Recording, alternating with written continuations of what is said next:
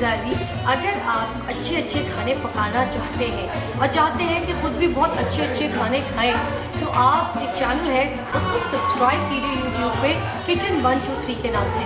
मैंने तो सब्सक्राइब कर लिया, अब आप रह गए, आपकी बारी है, ताकि अच्छे अच्छे खाने खा भी सकें, खिला भी सकें और पका भी सकें। तो सब्सक्राइब कीजिए किचन 123 चैनल को। Thank you.